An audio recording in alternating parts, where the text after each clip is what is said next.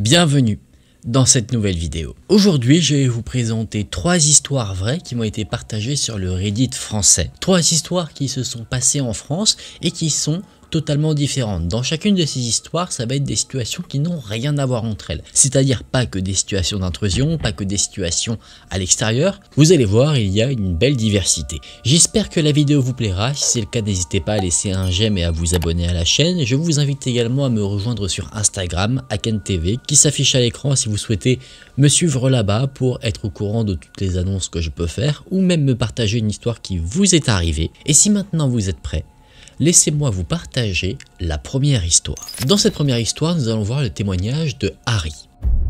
Harry nous dit qu'il était âgé de 32 ans. Nous sommes en 2021, un dimanche précisément, et Harry nous informe que à ce moment-là, il avait un date avec une jeune femme, un rendez-vous galant. C'était une femme qu'il fréquentait depuis quelque temps. On était au tout début de la relation.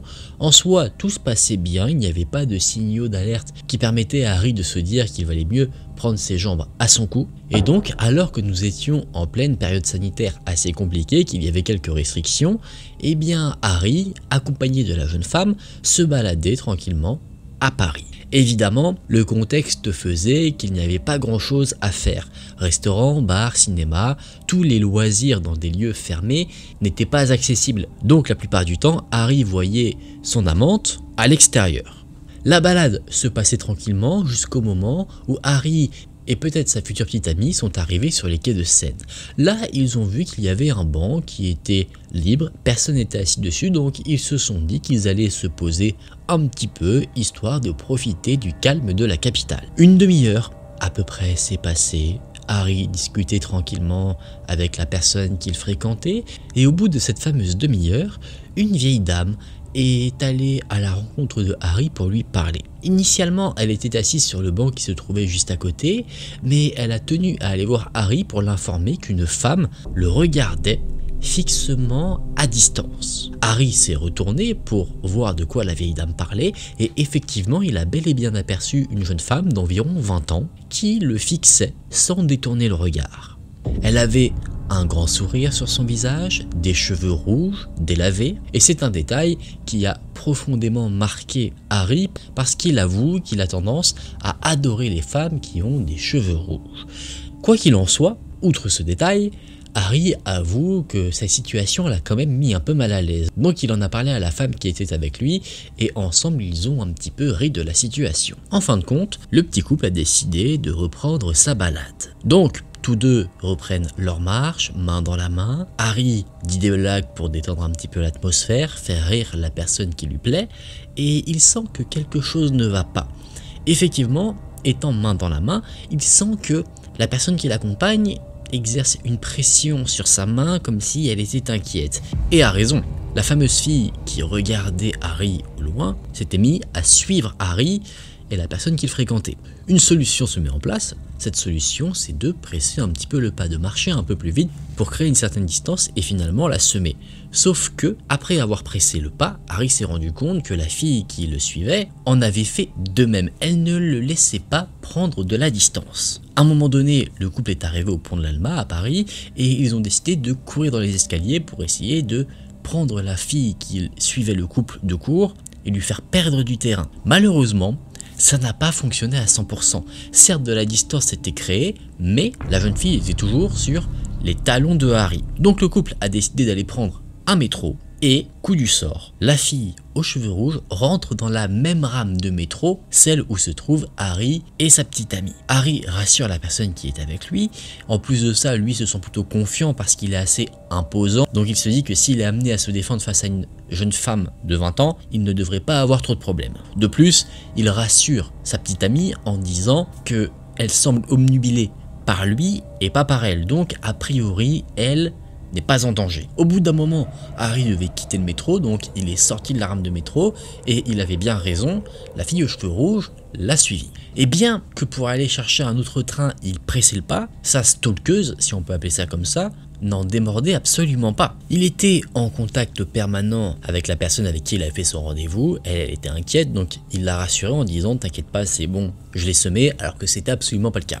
Harry a réussi à atteindre son train. De ce qu'il semble remarquer, la femme qui le suivait l'a perdu, donc tant mieux pour lui. Il pense être débarrassé de cette personne-là, donc il est plutôt rassuré, il soupire un peu et ensuite il s'installe dans son train comme il a l'habitude de le faire, près des portes qui s'ouvriront quand le train desservira son arrêt. Une fois installé, il prend son casque pour écouter un peu de musique. Il pense clairement reprendre le cours de sa vie, une vie totalement normale. Il est un peu dans ses pensées, il attend que son train ne quitte la gare, donc il a les yeux un peu fixés sur l'entrée de la rame où il se trouve. Il regarde les différentes personnes montées dans le train, et là, la femme qui le suivait rentre dans sa rame de train. Elle est en larmes, et il semblerait qu'elle n'ait pas vu où était assis Harry. Donc elle s'est assise à quelques places devant lui. Harry prie pour que la situation qu'il vit continue, c'est-à-dire qu'il ne se fasse pas remarquer, mais il n'a vraiment pas de chance parce que dès que la femme s'est assise, elle a remarqué Harry. Et dès qu'elle l'a vu, Harry a remarqué qu'elle souriait, bien qu'elle portait un masque à l'époque. Il a vu avec les traits de son visage qu'elle avait un sourire, mais elle continuait de pleurer. Notre ami Harry a essayé de faire comme s'il ne l'avait pas vue, de ne pas la calculer, de ne pas y faire attention, mais il sent toujours son regard posé sur lui. Donc il a comme un poids sur les épaules et ça lui fait se poser énormément de questions. Pourquoi cette femme l'a suivi? Qu'est-ce qu'elle lui veut? Pourquoi elle ne parle pas? Peut-être qu'elle veut dire à Harry qu'elle est attirée par lui, mais qu'elle n'ose pas. Mais il y a plein de questions qui se posent, auxquelles il n'a pas de réponse. Et c'est pendant tout le trajet que Harry cogite énormément. Il n'avait pas beaucoup de trajet à faire, donc il est rapidement arrivé à la gare où il devait sortir pour rentrer chez lui, et juste avant qu'il n'arrive, il a eu une petite stratégie qui s'est mise en place. Cette stratégie, c'était de sortir au dernier moment. En soi, de sortir au moment où il y avait le signal sonore pour dire que les portes allaient se fermer. Harry met en place cette opération, et c'est un succès. Donc, une fois sorti, en dehors du train et que les portes sont fermées, le train va repartir, il jette un petit coup d'œil là où se trouvait la fameuse femme, et elle était en train de taper aux vitres du train en hurlant, tellement fort qu'Harry arrivait à entendre ses cris à l'extérieur. Harry, lui, il s'en fiche, il est très heureux de s'être débarrassé de cette personne qu'il ne connaît pas. Il décide de prendre la route pour rentrer chez lui. On était en début de soirée, il était à 20 h, donc là, Harry, avec toute cette journée assez mouvementée, il avait un peu faim. Donc il s'est dit qu'il allait aller passer dans un fast-food, un McDo, pour se prendre de quoi se régaler. Il y avait un peu de monde, donc 20 minutes après, Harry est sorti avec sa commande, et il rentre chez lui, totalement tranquillement. Harry nous explique, pour contextualiser un petit peu la chose, que suite à une rupture amoureuse assez difficile, il avait réemménagé chez ses parents pour avoir un peu de soutien moral. De plus, l'immeuble où il vivait avec ses parents était en travaux de rénovation. Il y avait des échafaudages qui étaient fixés à l'immeuble pour faire un ravalement de façade. Harry rentre à la maison, il déguste son McDo avec un énorme plaisir et ensuite il se dit qu'il va passer une soirée tranquille à jouer aux jeux vidéo avec ses amis. Il faisait un peu chaud, donc il n'avait pas fermé ses stores, il avait même ouvert la fenêtre pour faire circuler un peu d'air frais. La soirée, encore une fois, se passe plutôt bien, sans souci. On arrive aux alentours des 1 h du matin.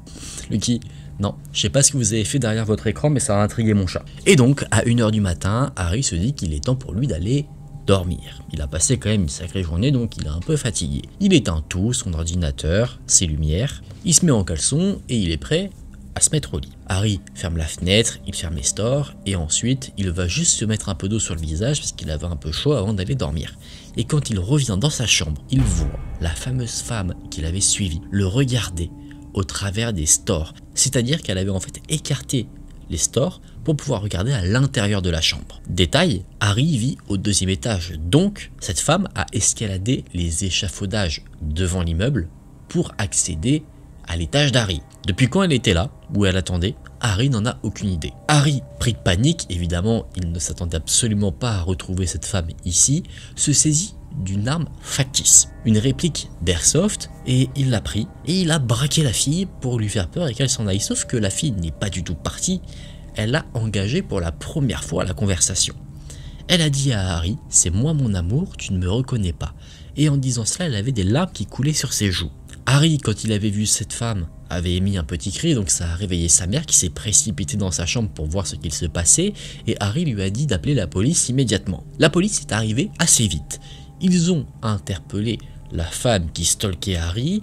Harry s'est aussi fait un peu sermonner sur le fait d'utiliser cette fameuse réplique d'Airsoft, mais Harry a bien expliqué qu'il n'a pas su comment réagir, il a été pris de panique, et évidemment, pendant cette nuit-là, Harry a très mal dormi. Le lendemain, il a décidé d'aller au commissariat pour voir s'il pouvait déposer une plainte. Il a pu le faire, et une semaine encore après, là, il a reçu l'appel d'un psy qui se trouvait à Paris. Le psy a donné rendez-vous à Harry pour lui parler de quelque chose, donc Harry s'est rendu justement chez le psy à la date et à l'heure convenue, et il a appris quelques informations. Déjà, le psy avait eu le numéro de Harry grâce à la plainte qu'il avait déposée.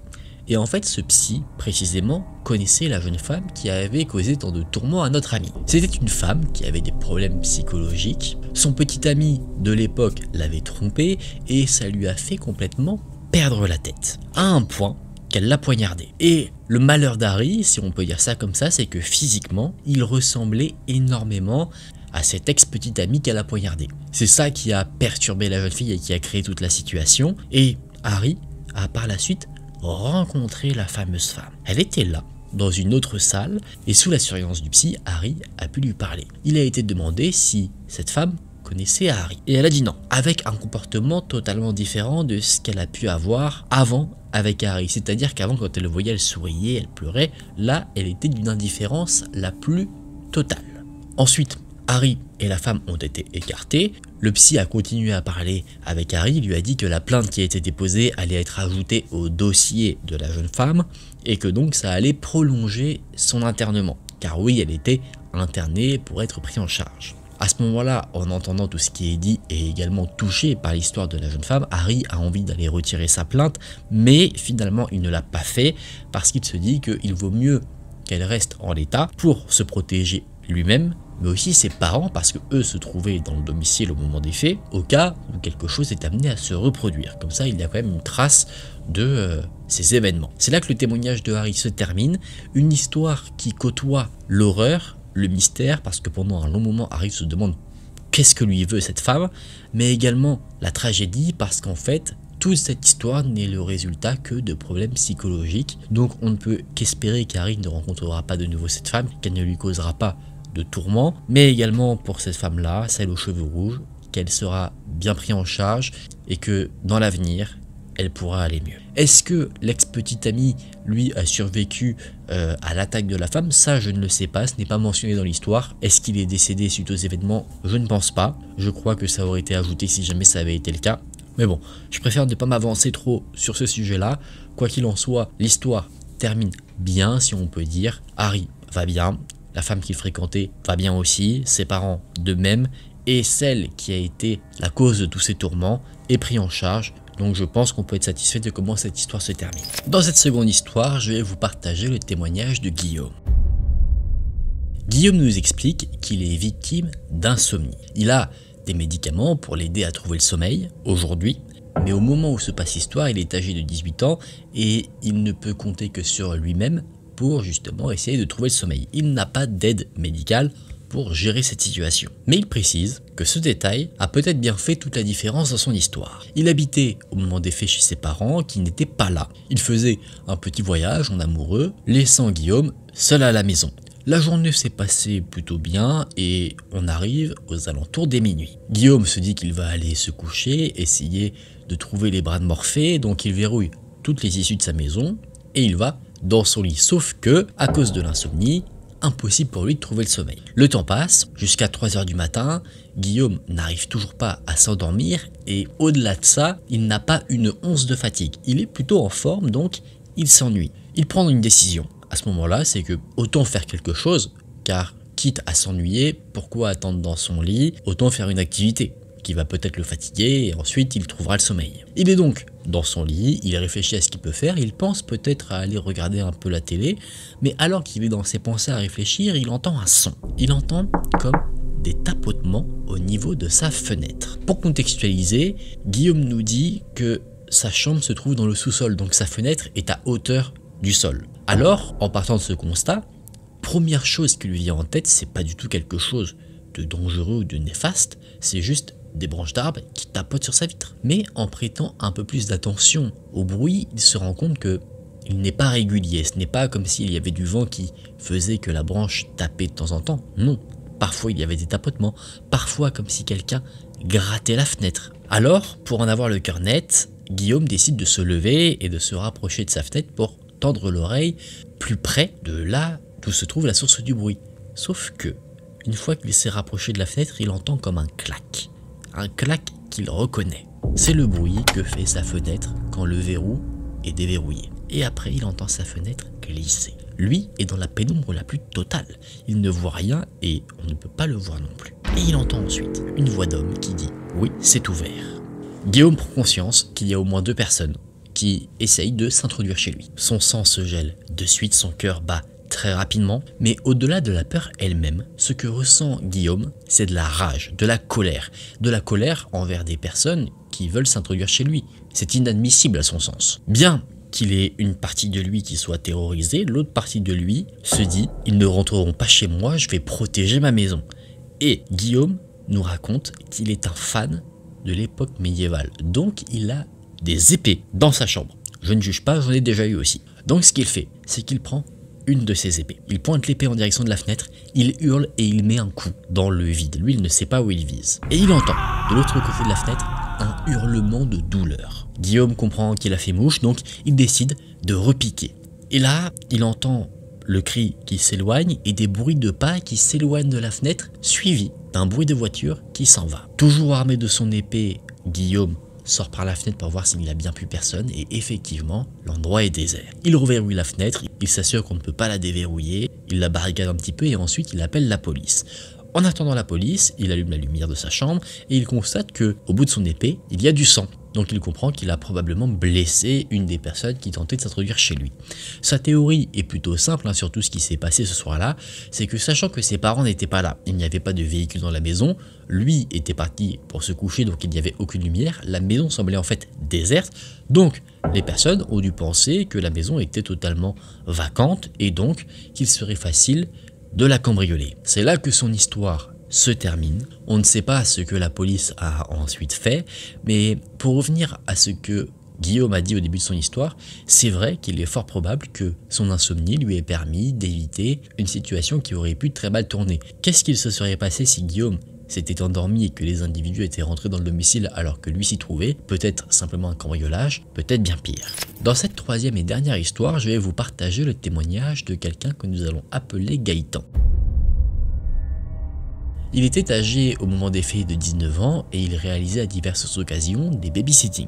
On est en été 2021, à l'époque étudiant, et il cherchait un petit boulot pour s'aider dans les finances de ses études. Il a fait plusieurs emplois, ouvrier, serveur, mais souvent il ne restait pas longtemps à cause de lassitude. Et donc c'est là qu'il a commencé à trouver un emploi qui lui permettait de mêler vacances et travail. Cet emploi, c'était un emploi de babysitter. Il s'est donc inscrit dans une agence et pendant à peu près 2 mois, il a fait diverses gardes à l'occasion de mariages, de soirées, mais à chaque fois des gardes qui se passaient très bien. À la fin du mois de juillet, là, l'agence dans laquelle il s'était inscrit lui a proposé une garde qui ne se trouvait pas très loin de chez lui. Il devait garder un enfant pendant 2 semaines, pendant le mois d'août, et donc pour de longues gardes comme cela, dans le protocole de l'agence, il faut rencontrer la famille avant d'effectuer la garde pour que la famille ait un peu confiance. Ils ne vont pas confier leurs enfants à des inconnus. Il arrive donc dans la famille, il rencontre l'enfant dont il aura la charge, un enfant du nom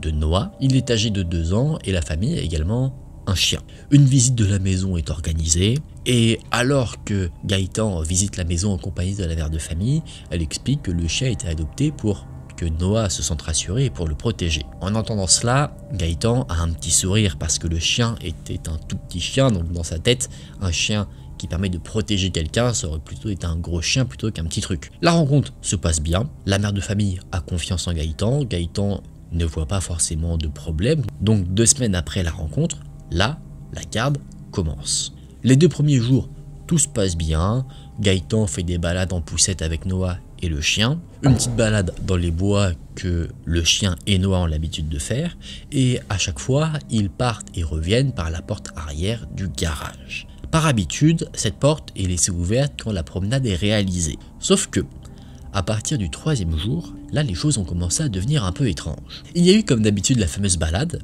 mais en rentrant au domicile après cette fameuse balade, Gaëtan sentait comme quelque chose qui n'allait pas, il sentait comme une sorte de poids sur ses épaules. Il ressentait une tension autour de lui. Il a remarqué des choses un peu inhabituelles qui n'expliquent pas. Par exemple, il avait branché son chargeur de téléphone et en rentrant de la balade, il était débranché et posé sur la table. Et ne pensant pas à mal tout de suite, il se dit que c'est probablement son imagination. Il y a d'autres événements comme ça. La porte de la salle de bain qui était ouverte alors que lui était persuadé de l'avoir fermée. Et à chaque fois, quand la mère rentrait le soir, Gaëtan ne disait rien parce qu'il pensait qu'en fait c'était juste son esprit qui lui jouait des tours. 4e jour, Gaëtan rentre de la balade et là, il constate que la barrière au niveau des escaliers, la barrière pour enfants, est ouverte alors qu'elle est constamment verrouillée parce que Noah est petit. Il y avait une odeur de parfum qu'il n'y avait pas normalement. La télécommande de la télé avait changé de place. Donc Gaëtan commence à se dire qu'il y a peut-être quelqu'un dans la maison, en plus de lui, du petit garçon et du chien. Il fouille un peu, mais il ne voit rien.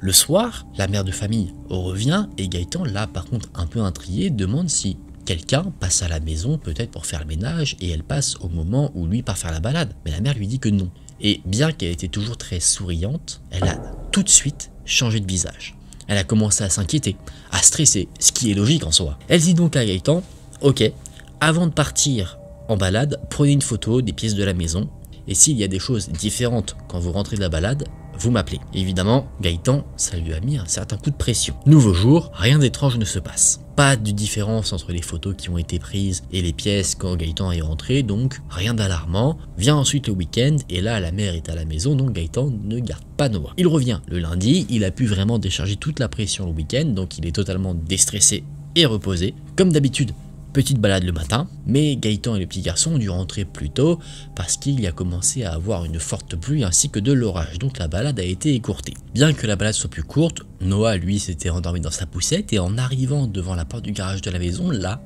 comportement étrange du chien qui tire sur sa laisse, mais à l'opposé, lui ne veut pas rentrer dans la maison. Évidemment, Gaëtan se dit que le chien ressent quelque chose, ce qui le stresse, donc il est un peu inquiet. Il prend le chien, qui n'est pas lourd, hein, il est petit, il pousse la poussette, il laisse le petit et le chien dans le garage. Ce n'est pas qu'il est méfiant et qu'il veut les protéger, et ce qu'il veut faire, c'est en fait aller chercher une serviette pour nettoyer un peu le chien pour pas qu'il ne salisse toute la maison. Mais dès que Gaëtan met un pied dans cette maison, il ressent de nouveau cette fameuse tension. Sauf que là, il comprend d'où ça vient. Sur la table de la salle à manger, il y a un sac qu'il ne connaît pas et qui n'était pas là avant. Tout de suite, Gaëtan comprend qu'il n'est pas fou, qu'il n'a jamais imaginé toutes les choses bizarres qu'il avait ressenties. Il comprend qu'il y a vraiment quelque chose. Il jette un petit coup d'œil. Silencieusement, il remarque que la barrière de l'escalier pour enfants est ouverte. Et plus que ça, il entend des bruits à l'étage. Des bruits qui viennent de la chambre parentale. N'écoutant que son courage, il est allé jeter un coup d'œil. Il s'est retrouvé derrière la porte de la chambre qui était fermée. Il entendait des bruits. Vraiment, ça s'agitait dans la chambre et il a ouvert la porte, pensant en fait tomber sur la mère qui cherchait quelque chose, qui était rentrée du travail peut-être pendant une pause pour récupérer quelque chose qu'elle avait oublié. Mais non, il est tombé face à un homme, brun, musclé, qui, au bruit du grincement de la porte, s'est retourné directement face à Gaëtan. Notre ami, lui, a été pas pris de panique, mais très surpris, donc il s'est tétanisé sur l'instant, et il y a eu un échange de regards qui a duré quelques secondes, mais qui ont semblé paraître assez longues. Gaëtan, quand il a repris un peu le contrôle de ses esprits, a cru que l'homme allait se jeter sur lui, il a eu tout de suite un mauvais pressentiment, et l'homme a commencé à parler. Il a dit « Bonjour, vous devez être le babysitter.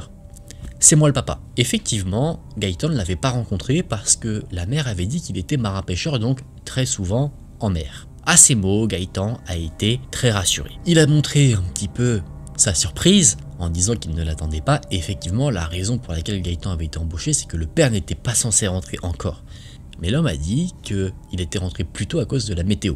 Une réponse qui semblait en soi être tout à fait logique. Et alors que Gaëtan essayait un peu de poser quelques questions comme ça, il a remarqué que l'homme ramenait tout à l'enfant. Il n'arrêtait pas de dire « Où est Noah? Est-ce que je peux le voir? Il est habillé ?» Et bien qu'à ce moment-là, Gaëtan est un peu rassuré, il a toujours un mauvais pressentiment sur lui.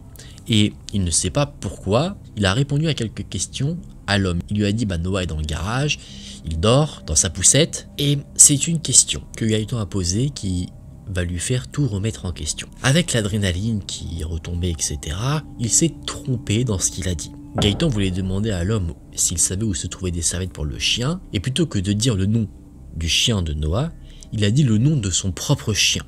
Sauf que l'homme a redit le nom que Gaëtan avait dit. Admettons, le chien de Noah s'appelle Max, et que le chien de Gaëtan s'appelle Philou. Il a dit, vous savez où sont les serviettes pour Philou, alors qu'il pensait à Max, et l'homme lui a dit, les serviettes pour Philou, ils sont là-bas. Il n'a pas tilté sur le problème du nom du chien. Donc, Gaëtan fait comme si de rien n'était. Il quitte la chambre, il va vers la salle de bain et il envoie immédiatement un message à la mère de Noah en disant qu'il y a un homme à la maison qui prétend être le père de Noah et qu'il ne se sent pas à l'aise du tout avec lui. Gaëtan va chercher sa serviette, il descend les escaliers et il entend que l'homme s'agite toujours à l'étage et il lui dit « Maintenant que je suis rentré, vous pouvez prendre votre après-midi, je m'occupe de Noah ». Gaëtan dit qu'il est obligé de rester pour l'assurance, il est obligé de faire ses heures et l'homme lui est très insistant. Et alors que Gaëtan attend dans la cuisine, il tombe sur une photo de famille. Sur la photo, il y a Noah, la mère, et un homme qui ne ressemble pas du tout à celui que vient de rencontrer Gaëtan. Il comprend que quelque chose ne tourne vraiment pas rond.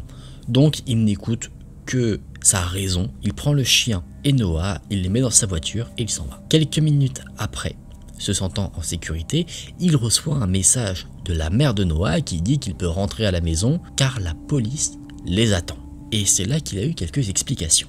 L'homme qu'il a rencontré est bel et bien le père de Noah.